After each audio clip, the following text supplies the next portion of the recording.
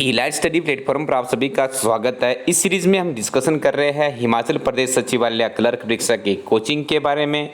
आज के इस वीडियो में हम पढ़ेंगे भारत के प्रमुख बांध एवं नदी और उस नदी पर कौन सी परियोजना है।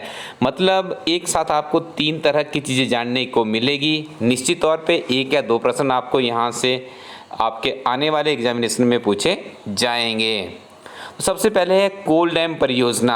देखिए काफ़ी सुर्खियों में रही है। यदि आपने हिमाचल प्रदेश का नाम सुना होगा तो ये परियोजना आपके हिमाचल प्रदेश से संबंधित है। जब इस परियोजना का शुभारंभ हो रहा था तो कोल डैम के ऊपर एक गाना भी बना था, कोल डैम एथी लग्या जानी मेरी, इस तरह का कुछ उसका लोकल वर्डिंग्स में उसका गायन भी किया गया था। काफ़ी मशहूर उन दिनों गाना भी हुआ था। ये जो कोल डैम परियोजना है इसके बारे में आपको याद रखना होगा। हिमाचल प्रदेश और बिलासपुर की सीमा पर ये बिल्कुल स्थित है। प्रोजेक्ट और सतलुज नदी पर ये बना है। और ये इसके साथ में हम आपको बता दें कि उस समय तत्कालीन प्रधानमंत्री अटल बिहारी वाजपेयी जी हुआ करते थे। उन्हीं के द्वारा इस परियोजना का इनॉग्रेशन भी किया गया था।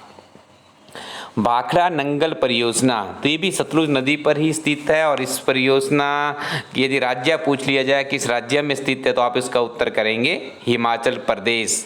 नाथपा झाकड़ी परियोजना, यह परियोजना भी सतलुज नदी पर ही स्थित है और ये हिमाचल प्रदेश में ही स्थित है।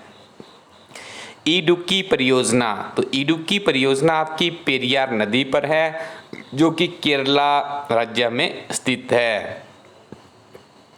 उकाई परियोजना, तो उकाई परियोजना आपकी ताप्ती नदी पर है जो कि गुजरात राज्य में स्थित है। देखिए कई बार ये प्रश्न भी पूछ लिया जाता है कि ताप्ती नदी हिमाचल भारत के किस राज्य से बहती है, तो आप इसका उत्तर करेंगे गुजरात। काकड़ा पारा परियोजना, तो यह परियोजना भी आपकी ताप्ती नदी से ही संबंधित है जो कि गुजरात राज्य में पड़ती है। दुर्गापुर बैराज परियोजना, यह परियोजना दामोदर नदी से संबंधित है जो कि पश्चिम बंगाल में पड़ती है। फरक्का परियोजना गंगा नदी से संबंधित है और पश्चिम बंगाल राज्य में पड़ती है। तो ये प्रश्न तो पहले बहुत बार रिपीट भी हो चुका है, तो फरक्का परियोजना को आप इंटरलेट कर लीजिएगा पश्चिम बंगाल राज्य के साथ। गंगा सागर परियोजना, ये चंबल नदी पर है और चंबल नदी है आपकी मध्य प्रदेश में। देखिए यहाँ से हो सकता है आपसे गंगा सागर परियोजना के बारे में ना पूछे तो आपसे ये पूछे चंबल नदी किस राज्य से संबंधित है, तो आप इसका उत्तर करेंगे मध्य प्रदेश। और अक्सर विद्यार्थी गलती करते हैं, गंगा सागर को इंटरलेट करते हैं उत्तर प्रदेश के साथ में, तो ये बहुत बड़ी गलती हो सकती है। तो आप गंगा सागर परियोजना को हमेशा याद रखना है, मध्य प्रदेश राज्य की चंबल नदी से संबंधित है। जवाहर नगर परियोजना चंबल नदी से संबंधित है जो कि राजस्थान में पड़ती है। राणा प्रताप सागर परियोजना चंबल नदी पर है जो कि राजस्थान से संबंधित है। बाण सागर परियोजना देखिए सोन नदी पर है और ये जो संबंधित है यह परियोजना ये मध्य प्रदेश राज्य से ही संबंधित है। टिहरी बांध परियोजना ये भागीरथी नदी पर है और ये भागीरथी नदी का संबंध किस राज्य के साथ में है, उत्तराखंड के साथ में है। दिस इज वेरी इंपॉर्टेंट, ये प्रश्न भी पहले बहुत बार रिपीट हो चुका है। तिलैया परियोजना बराकर नदी है जो कि झारखंड से संबंधित है। थोड़ा सा यूनिक प्रश्न है तो आप याद रखिएगा, तिलैया परियोजना को आपने इंटरलेट करना है झारखंड राज्य से किसे करना है। आगे है पंजेत बांध। देखिए पंजेत बांध है आपका दामोदर नदी पर जो कि झारखंड राज्य में से बहती है। जायकवाड़ी परियोजना, इस नदी है गोदावरी और राज्य है महाराष्ट्र। नागपुर शक्ति गृह परियोजना कोराड़ी नदी पर है जो कि महाराष्ट्र राज्य से संबंधित है। नागार्जुन सागर परियोजना, दिस इज वेरी इंपॉर्टेंट, याद रखिएगा। नागार्जुन सागर परियोजना का जब भी आप नाम सुने तो आपने इसको इंटरलेट करना है कृष्णा नदी से तथा साथ में आंध्र प्रदेश राज्य का नाम भी आपने याद रखना है। पोचमपाद परियोजना महानदी पर है जो कि कर्नाटक राज्य से संबंधित है। Next one is also very important question, अच्छे से मेमोराइज कर लीजिएगा। तुलबुल परियोजना झेलम नदी पर है जो कि जम्मू कश्मीर केंद्र शासित प्रदेश से संबंधित है। दुलहती परियोजना चिनाब नदी पर है, केंद्र शासित प्रदेश जम्मू कश्मीर से ही ये संबंधित है। रंजीत सागर बांध परियोजना रावी नदी पर बनाई गई है और जम्मू कश्मीर से संबंधित है। सतलुज परियोजना चिनाब नदी पर है और इसका संबंध जोड़ा जाता है जम्मू और कश्मीर केंद्र शासित प्रदेश के साथ। सरदार सरोवर परियोजना नर्मदा नदी पर है जो कि गुजरात राज्य से संबंधित है। भीमा परियोजना पवना नदी पर है जो कि तेलंगाना राज्य से संबंधित है। माता टीला परियोजना बेतवा नदी पर उत्तर प्रदेश राज्य से संबंधित है। अगला कंसेप्ट है हमारा यहाँ पे भारत के प्रमुख बंदरगाह। देखिए बंदरगाह का नाम किस समुद्र तट या खाड़ी में स्थित है और किस राज्य से उसका संबंध है, अक्सर यहीं से प्रश्न बनता है। तो आइए शुरुआत करते हैं भारत के प्रमुख बंदरगाह की। सबसे प्रमुख है विशाखापट्टनम जो कि बंगाल की खाड़ी से संबंधित है और आंध्र प्रदेश राज्य के साथ में जुड़ा हुआ है। पारादीप बंगाल की खाड़ी से ही संबंधित है, उड़ीसा राज्य के साथ में जुड़ा हुआ है। तूतीकोरिन बंगाल की खाड़ी से संबंधित है और तमिलनाडु राज्य के साथ में आपने इसका संबंध इंटरलेट करना है। चेन्नई बंगाल की खाड़ी तथा तमिलनाडु राज्य से संबंधित है। एनोर की यदि बात की जाए तो बंगाल की खाड़ी और तमिलनाडु राज्य से संबंधित है। इसी तरह से पोर्ट ब्लेयर की यदि बात की जाए, पोर्ट ब्लेयर बंदरगाह बंगाल की खाड़ी और अंडमान निकोबार द्वीप समूह से संबंधित है। कमेंट सेक्शन में बताइएगा अंडमान निकोबार द्वीप समूह की राजधानी क्या है। देखिए ये बहुत ही महत्वपूर्ण होता है जब आप किसी प्रश्न को किसी दूसरे प्रश्न के साथ में इंटर रिलेट करके सीखने का प्रयास करते हैं तो प्रश्न आपके लिए काफी लंबे समय तक मेमोराइज रहता है। न्यू मंगलोर जो बंदरगाह है ये अरब सागर से संबंधित और कर्नाटका राज्य के अंतर्गत आती है। कोचीन अरब सागर तथा केरल राज्य से संबंधित है। बम्बई अरब सागर तथा महाराष्ट्र से संबंधित है। अगला प्रश्न आपके लिए इम्पोर्टेंट है, जहां पे हम ये कहते हैं कि प्रश्न आपकी परीक्षा के लिए महत्वपूर्ण है या इम्पोर्टेंट है, उसको आप 2 बार मेमोराइज कर लीजिएगा क्योंकि अक्सर वहीं से प्रश्न आपको आपके आने वाले एग्जाम में देखने को मिल सकता है। मुरबगांव, तो मुरबगांव अरब सागर और गोवा राज्य से संबंधित है। नहाबा सेबा बंदरगाह अरब सागर और महाराष्ट्र राज्य से संबंधित है। कांडला कच्छ की खाड़ी और गुजरात राज्य से संबंधित है। भारत के प्रमुख शहरों के उपनाम, तो यहाँ पे देखिए हम पढ़ेंगे कि भारत के जो भौगोलिक उपनाम है और शहर के किस शहर के साथ में जुड़े हुए है। एक प्रश्न आपको निश्चित तौर पे क्लर्क की परीक्षा में यहाँ से भी देखने को मिलेगा। तो बात करते हैं भारत का मैनचेस्टर। अहमदाबाद गुजरात राज्य का एक काफ़ी प्रमुख शहर है जिसे भारत का मैनचेस्टर भी कहा जाता है। भारत का टॉलीवुड, तो भारत के टॉलीवुड के नाम से कोलकाता शहर को जाना जाता है। देश की आर्थिक राजधानी के रूप में बम्बई शहर को जाना जाता है और बॉलीवुड के नाम से भी मुंबई शहर को ही जाना जाता है। देखिए मुंबई कोलकाता आपके पश्चिम बंगाल के अंतर्गत आते हैं। वहाँ पर वर्तमान में तृणमूल कांग्रेस की सरकार है, ममता बनर्जी वहाँ की मुख्यमंत्री है। भारत का उद्यान, तो ये है बेंगलुरु। भारत का बोस्टन, अहमदाबाद को भारत का बोस्टन के नाम से जाना जाता है। भारत का पिट्सबर्ग, तो जमशेदपुर को भारत के पिट्सबर्ग के नाम से जाना जाता है। भारत का डेट्राइट, तो ये पीथमपुर है जिसे भारत का डेट्राइट भी कहा जाता है। भारत का स्विट्जरलैंड, तो कश्मीर को भारत के स्विट्जरलैंड के नाम से जाना जाता है। भारत का प्रवेश द्वार, तो भारत का प्रवेश द्वार माना जाता है मुंबई। भारत का पेरिस, तो भारत का पेरिस है जयपुर जो कि राजस्थान राज्य के अंतर्गत आता है। बहुत ही खूबसूरत सिटी है। उत्तर भारत का मैनचेस्टर, तो उत्तर भारत के मैनचेस्टर के नाम से कानपुर शहर को जाना जाता है जो कि उत्तर प्रदेश राज्य के अंतर्गत आता है। देवभूमि के नाम से, देवभूमि या फल राज्य के नाम से जिस राज्य को जाना जाता है वो है हिमाचल प्रदेश। और यदि आपसे पूछ लिया जाए कि देवभूमि के नाम से हिमाचल प्रदेश के किन 2 राज्यों को जाना जाता है तो आप उसका उत्तर करेंगे हिमाचल प्रदेश तथा उत्तराखंड। एशिया में अंडों की टोकरी के नाम से आंध्र प्रदेश राज्य को जाना जाता है। राष्ट्रीय राजमार्गों का चौराहा कानपुर। इस्पात नगरी के नाम से जमशेदपुर को जाना जाता है, जो कि उत्तराखंड छत्तीसगढ़ राज्य के अंतर्गत आता है। धान का डलिया, तो धान की डलिया के नाम से छत्तीसगढ़ राज्य को ही जाना जाता है। पर्वतों की रानी, तो पर्वतों की रानी माना जाता है मसूरी को, जो कि उत्तराखंड राज्य से संबंधित है।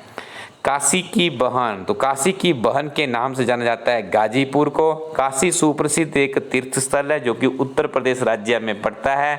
और आपको बता दें हिमाचल प्रदेश के मंडी शहर को भी मिनी काशी के नाम से ही जाना जाता है। फलोत्पादन का स्वर्ग या फलोद्यान का स्वर्ग के नाम से सिक्किम राज्य को जाना जाता है। साथ में आपको याद रखना होगा सिक्किम भारत का पहला ऐसा राज्य है जहां पे जो ऑर्गेनिक 100% ऑर्गेनिक रूप से एग्रीकल्चर सिस्टम को यहां पर अडॉप्ट किया गया है।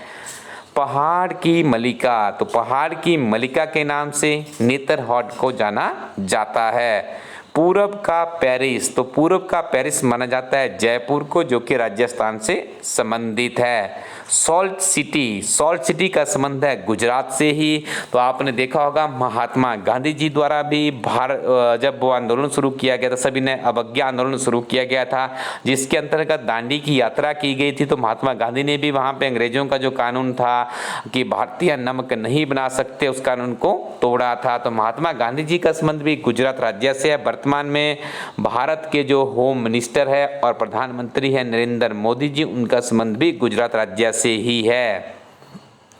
5 नदियों की भूमि, देखिए पंजाब का मतलब होता है जहाँ पे पंच का मतलब होता है 5, जो कि 5 किसी की स्थली है। तो आप यहाँ पे मान सकते हैं कि पंजाब को 5 नदियों की भूमि के नाम से भी जाना जाता है। 7 टापुओं का नगर है मुंबई। पूरब का स्कॉटलैंड, पूरब के स्कॉटलैंड के नाम से मेघालय राज्य को जाना जाता है।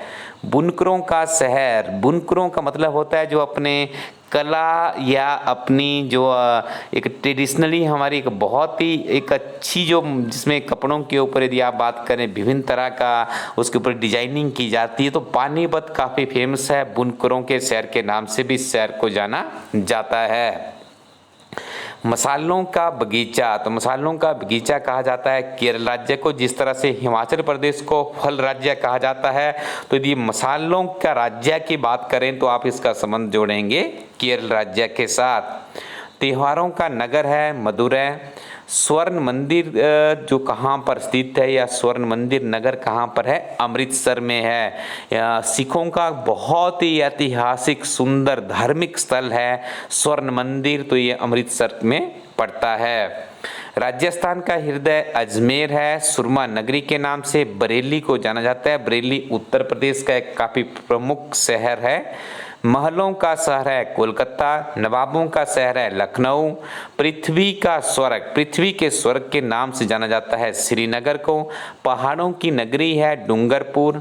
कोयला नगरी के नाम से धनबाद को जाना जाता है। पूरब का वेनिस है कोच्चि। गुलाबी नगर के नाम से जयपुर को जाना जाता है, ये भी आपको याद रखना है। क्वीन ऑफ डेक्कन के नाम से पुणे शहर को जाना जाता है। भारत का हॉलीवुड है मुंबई। साथ में याद रखिएगा भारत की आर्थिक राजधानी के रूप में भी मुंबई को ही जाना जाता है। झीलों का शहर है श्रीनगर।